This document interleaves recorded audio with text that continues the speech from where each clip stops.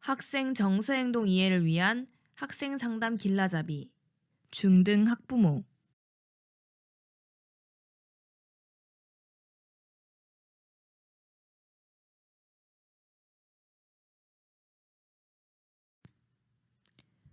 주황이는 어릴 때부터 산만하고 오래 집중하는 것을 어려워하는 아이였습니다. 집에서는 대화 중 갑자기 자리를 이탈하거나 다른 생각을 하기도 하고, 과제를 하다 말고 무언가가 생각나면 바로 자리를 이탈해버리곤 합니다. 때론 그림을 그리겠다고 준비하다가 마무리하지 않고 캐릭터 책을 뒤적거리고, 이내 옷 정리를 하러 자리를 이탈하는 등 이것저것을 한 번에 하려고 해 항상 방이 정리가 안 되어 있다는 인상을 받습니다. 하고 싶은 말이나 떠오르는 감정을 참지 못해 가족들에게 오해를 받거나 다툼이 일어나기도 합니다. 주황이는 엄마가 말을 걸면 못 듣거나 대화를 하면서도 질문과 다른 대답을 하는 일이 잦습니다. 책을 보다가도 금세 낙서를 하고 있거나 무엇을 하는지 같은 페이지를 오랫동안 펴놓고 가만히 있기도 합니다. 우리 아이가 이런 모습을 보이고 있진 않나요? 아이가 교과서를 챙기거나 가방 정리 등의 지시를 못 듣거나 듣고도 잊어버려 자꾸 확인하게 됩니다. 수업에 필요한 준비물이나 교과서를 잃어버리거나 자신의 물건을 챙기지 못해 같은 준비물을 여러 번 사주어야 합니다. 끊임없이 크고 작은 움직임을 보이고 무언가를 하는 것 같은데 한 과제에 집중하지 못하고 여러 가지 일을 한 번에 버려놓고 하려고 하는 모습을 보이거나 시작한 일을 끝까지 해내지 못하는 모습을 보입니다. 자신이 하고 싶은 일이 있으면 참지 못해 당장 해야 하는 수행평가 같은 중요한 과제를 미루다가 기한을 맞추지 못하기도 하고, 과제를 시작했다가 마무리하지 않고 잊어버리기도 합니다. 숙제나 과제를 할 때 보호자와 함께하면 이해를 못하는 것은 아닌 것 같은데 학업 성취 내용을 보면 저조하다는 생각이 듭니다. 가족이나 친구 관계에서 떠오르는 생각이나 감정을 성급하게 말하거나 표현해 오해를 받기도 하고 다툼이 생기기도 합니다. 궁금하거나 하고 싶은 것이 있을 때 참거나 기다리지 못하고 바로 실행에 옮겨 높은 곳에서 떨어지거나 의도치 않게 크고 작은 물건을 망가뜨리기도 하고, 때론 다른 사람의 귀중품이나 학교 기물을 허락 없이 다뤄 주변 사람들에게 혼나거나 주의를 듣기도 합니다. 나도 집중을 하고 싶다는 주황이는 산만하고 부주의할 수 있습니다. 가만히 있지 못하고 집중력이 떨어지는 모습과 관련되어 많이 접하는 말로 주의력 결핍 과잉행동 장애가 있습니다. 주의력 결핍 과잉행동 장애는 과잉행동, 충동성, 주의력 결핍을 핵심 증상으로 보이는 상태를 말합니다. 다양한 유전적, 환경적 위험 요인들이 축적되어 발생하는 주의력 결핍 과잉행동 장애는 부모의 잘못된 양육이나 아이의 나쁜 습관보다 뇌의 발달과 기능 저하가 근본적인 원인입니다. 주의력 결핍 과잉행동 장애의 유형은 세 가지로 나뉘어집니다. 유형에 대한 이해를 통해 아이의 행동을 보다 세심하게 파악할 수 있습니다. 먼저 주의력 결핍 어려움을 가진 아이는 장시간 집중하는 활동을 힘들어하고 거부하는 모습을 보입니다. 강한 주의 집중이 필요하거나 장시간 집중이 필요한 일을 해야 할 때 시작도 하기 전에 짜증을 내기도 합니다. 그리고 시작한 일을 마무리하지 못하는 일이 자주 발생합니다. 종종 상대방의 이야기를 잘 듣지 않는 것처럼 보이기도 합니다. 과잉 행동에 비해 눈에 잘 띄지 않아 아이가 주의력에 어려움을 겪고 있다는 것을 늦게 발견하기도 하고 사춘기 이후에도 지속되는 경향을 보입니다. 다음으로 과잉 행동 충동형을 보이는 아이는 가만히 앉아있지 못하고 손이나 발을 움직이는 작은 행동부터 엉덩이를 들썩이거나 자리를 이탈하는 등의 크고 작은 움직임을 지속하고 주변 물건이나 공간에 대해 고려하지 않고 움직여 자주 넘어지거나 다칩니다.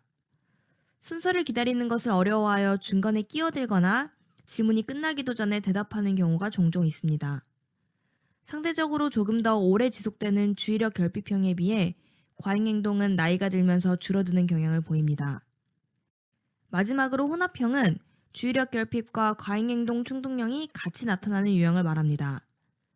주의력 결핍 과잉행동 장애 혹은 주의 집중과 과잉행동 충동성 조절에 어려움을 겪는 아이는 나이가 들면서 문제 행동이 호전되는 경우가 있고 약물치료, 행동치료 등의 치료활동, 가정과 학교의 꾸준한 관심을 통해 스스로 조절하는 능력을 기를 수 있도록 하여 어려움을 줄여나갈 수 있습니다. 우리 아이를 도울 수 있는 방법에는 어떤 것이 있을까요? 첫 번째, 잘하고 있는 일은 그 행동이 일어난 상황에서 혹은 알게 된 상황에서 바로 구체적으로 칭찬해 주세요.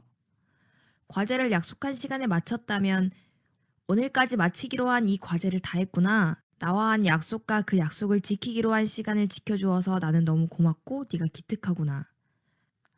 라고 칭찬하신다면 아이는 어떤 행동이 잘한 것인지 구체적으로 알게 되고 이 행동을 반복하려고 노력합니다. 그리고 노력하고 있다는 것을 알아주시고 그것 자체도 열심히 집중해서 마무리하려고 노력하는 걸 보니 무척 대견하다 라고 인정하고 격려해 주세요. 약속한 일이 마무리되지 않았다고 해도 아이가 한 노력에 대한 칭찬은 결과만큼 자기 자신을 조절하기 위한 노력의 과정 역시 중요하다는 것을 알게 해줍니다. 두 번째, 스스로 계획해서 실행할 수 있는 능력을 길러주세요. 어떤 일을 계획해서 수행하는 것은 자신이 하고 싶은 것들을 참고 계획한 대로 수행하는 능력을 기를 수 있습니다. 그리고 계획하는 과정을 통해 아이는 목표를 설정하고 그 일을 마무리하기 위해 어떤 과정을 겪는지 그려보므로 일을 수행할 때 일에 집중할 수 있게 도와줍니다. 특정 과제가 있다면 이 과제를 마무리하기 위해 무엇부터 어떤 순서로 하는 게 좋을지 생각해 볼까? 혹은 그 과제를 하려면 우리가 무엇을 준비해야 하는지 생각해 볼래? 라고 물어보고 아이가 준비하고 실행할 수 있도록 도와주세요.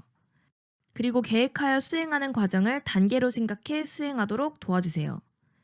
잠자리에 들기 전에 우리가 해야 하는 일이 무엇이지? 그렇다면 무엇부터 어떤 순서로 하는 게 좋을까? 라고 묻고 첫 번째, 두 번째, 세 번째 등으로 정리해서 아이가 입으로 말하면서 수행하도록 하면 자기 지시를 통해 스스로를 점검하고 조절하는 능력이 길러집니다. 복잡하지 않은 자신만의 규칙을 만들어주세요. 예를 들어 아침 8시부터 8시 30분까지 아침 식사. 학교에 다녀오면 첫 번째 가방을 책상 위에 놓고 두 번째 손을 씻는다 등 가볍고 지키기 쉬운 자신만의 규칙을 정해서 스스로 지키도록 도와주세요. 어디서든 볼 수 있게 메모를 남겨두시는 것도 좋습니다. 아이는 이러한 과정을 통해 스스로 생각하고 수행하고 계획하면서 조절하는 힘을 배울 수 있게 됩니다. 세 번째, 아이가 해야 할 일이 있다면 명확하게 말해주세요. 가정에서 아이에게 해야 할 일을 알려줄 때에는 아이가 기억하고 집중하여 수행할 수 있도록 한 번에 한 가지를 명확하게 이야기해 주시고 구체적으로 해야 할 일을 말해주세요.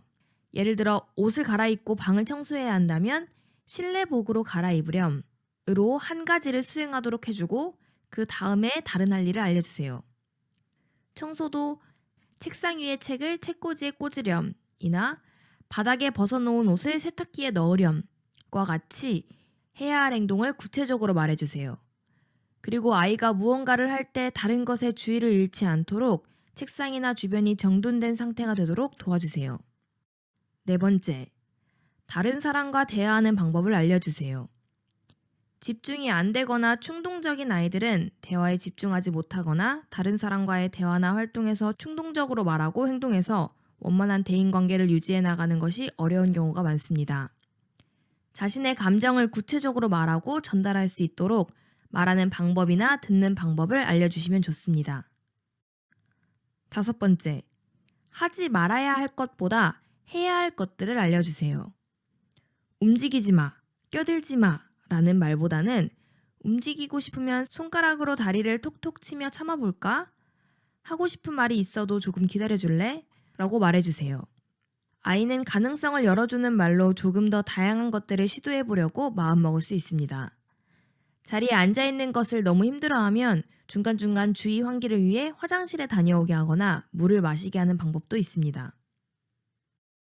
여섯 번째, 평소 아이가 자신을 조절할 수 있는 긍정적인 경험을 할 수 있게 해주세요.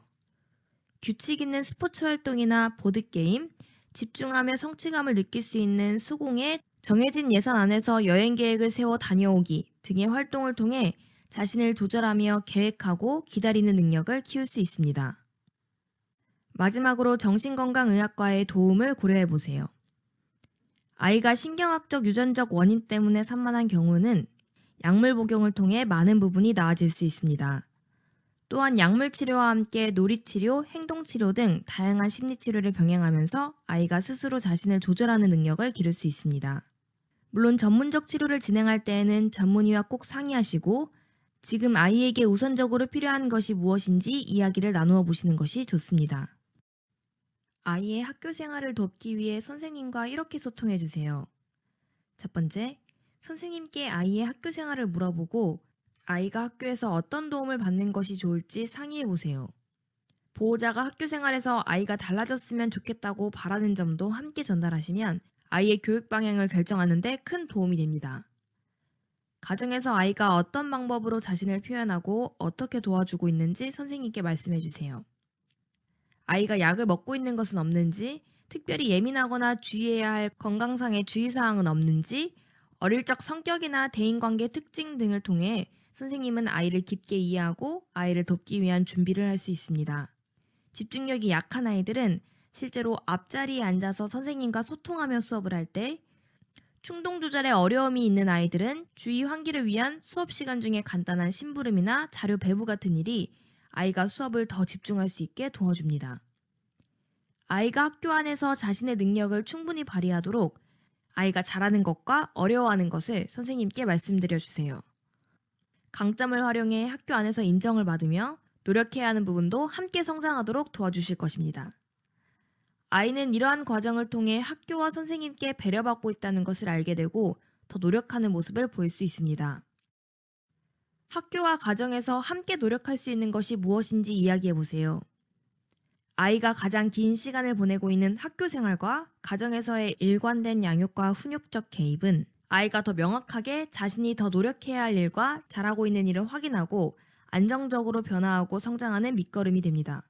아이가 보호자와 함께 노력하고 있는 것들을 선생님께 공유해 주세요. 아이가 성장하고 노력하는 것 자체를 아므로 선생님은 아이를 더 돕고 싶다는 동기를 가질 수 있습니다. 주의력 결핍 과잉 행동에 어려움을 보이는 아이를 돕는 방법은 행동적인 어려움을 없애는 것보다 스스로 조절할 수 있는 힘을 길러주는 것입니다. 두 번째, 아이가 치료가 필요한 것은 아닌지 의논해 보세요. 주의력 결핍 과잉 행동에 어려움이 있는 아이들은 가정보다는 지켜야 할 규칙이 많고 제한된 공간에서 집중할 일이 많은 학교 안에서 더 많은 것들이 관찰되곤 합니다. 그리고 선생님들은 우리 아이와 비슷한 또래의 다른 아이들을 함께 관찰하면서 아이에게 필요한 도움이 무엇인지 더 구체적으로 생각할 수 있습니다. 과거 우리 아이가 받은 치료의 경험이 있다면 그것이 어떻게 도움이 되었는지, 그리고 지금 아이에게는 어떤 치료적 도움이 필요한 것 같은지 선생님께 조언을 구해보세요. 주의 집중과 충동 조절의 어려움은 정도와 어려움의 유형에 따라서 전문 치료와 약물이 병행될 경우 학업과 또래 관계에서 큰 변화를 보이고 이로 인해 아이가 자존감이 회복되어 더 적응적이고 건강하게 성장할 수 있습니다. 우리 아이의 행복하고 건강한 학교 생활을 도울 수 있는 자원들을 미리 알고 있다면 어려움을 줄이는 데 많은 도움이 됩니다. 그럼 어떤 지원이 가능한지 알아보겠습니다.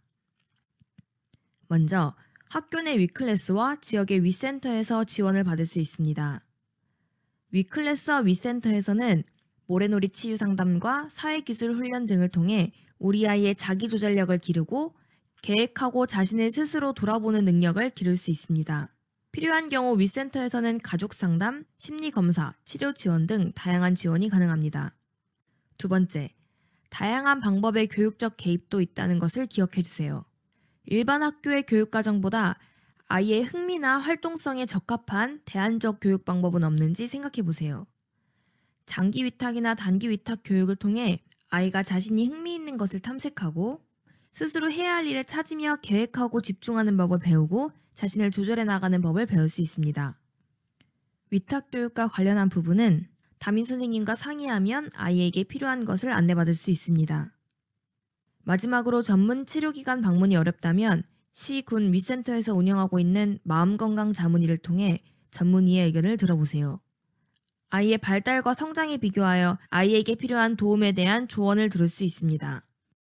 주의력 결핍, 과잉행동, 그리고 충동성이 7세 이전에 나타나기 시작하는 질환입니다. 이들은 학업 수행에 부주의한 실수를 많이 하고 지속적인 주의 집중에 어려움이 있으며 잘 듣지 않고 지시를 잘 따르지 않고 과제를 체계적으로 수행하지 못하고 지속적인 과제를 싫어하고 잘 잊어버리고 외부의 자극에 쉽게 주의가 산만해지며 일상적인 일을 잘 잊어버립니다. 또한 손발을 꼼지락거리고 교실을 돌아다니고 지나치게 달리거나 조용한 활동을 잘 하지 못하고 쉴 새 없이 움직여서 지나치게 말을 많이 하고 질문이 끝나기 전에 답을 해버리고 차례를 기다리지 못하고 말참견을 많이 합니다. ADHD는 생물학적인 원인, 정신사회학적 원인 등 여러 가지 복합적인 원인이 있겠습니다. 신경학적으로 뇌 전두엽의 기능 저하와 도파민의 이상 소견을 보고하고 있습니다. 아동학대 방임 등의 양육 환경뿐만 아니라 임신 및 출산 전후의 저체중, 감염, 중급성 등의 유해 환경 물질 노출도 영향이 있는 것으로 보고된 바가 있습니다. 심리치료 방법으로는 단순하고 일관된 환경을 제공하는 것이 좋고 계획표를 작성하고 아이 스스로 규칙적인 생활을 잘 실천할 수 있도록 합니다. 약물 치료로서 도파민 자극제와 같은 약물을 복용합니다. 다른 질환에 비해 우수한 효능을 갖고 있어 약물 치료가 도움이 되고 입맛이 감소하고 수면 시간이 감소할 수 있고 그런 부작용이 소수에서 나타날 수 있지만 미국과 유럽에서 매우 많이 사용되고 있는 안전한 약입니다. 가족 내 갈등이 있다면 함께 가족 상담을 받으시는 것이 좋습니다. ADHD는 틱 장애와 강박 증상이 동반되어 나타날 수 있으므로 이에 대한 자세한 평가와 치료가 필요합니다. 학생들에게 도움을 줄 수 있는 곳들을 소개합니다. 위클래스. 대부분의 학교에서는 위클래스라고 하는 학생 상담실이 있습니다. 상담 선생님은 개인 상담, 집단 상담, 심리 검사 등 학생들을 위한 다양한 프로그램을 진행합니다. 상담뿐 아니라 학생이 호소하는 정서적 어려움에 따라 지역 내 상담 전문 기관에 연계하기도 합니다. 자녀의 심리 정서적 어려움으로 고민될 때에는 상담 선생님과 이야기를 나눠보세요. 위센터. 각 시군에 소재한 교육지원청에는 지역의 학생 상담을 총괄하는 위센터가 있습니다. 교내 위클래스가 없는 학교를 위해 순회 상담을 하기도 하고 정서적 고위기 학생을 위한 종합심리검사, 병원 치료비 지원, 전문기관 연계 등의 업무를 진행하고 있습니다. 지역 특색에 따라 각 지역 위센터에서 운영하는 사업이 다를 수 있으니 꼭 확인해보세요. 맑은 마음 상담센터. 충청남도 교육청에서는 정서적 고위기 학생과 학부모를 위한 모래놀이 상담을 지원하고 있습니다. 천안시 청소동에 위치한 맑은 마음 상담센터에서는 정서적, 행동적 어려움을 호소하는 학생과 학부모를 대상으로 모래놀이 상담 15회기를 무료로 지원합니다. 학생뿐 아니라 학부모의 상담이 필요한 경우에 활용하시면 도움이 될 수 있습니다. 마음건강자문위. 마음건강자문위는 지역의 정신과 자문위가 정서적 위기 사례의 어려움을 해결하기 위한 자문을 제공합니다. 정신건강의학적 자문을 통해 정신건강에 대한 이해를 높이고 학생에게 적절한 개입이 이루어질 수 있도록 도울 수 있습니다. 청소년 상담복지센터. 청소년 상담복지센터는 만 9세에서 24세의 청소년을 대상으로 맞춤형 상담 서비스를 제공하는 기관입니다.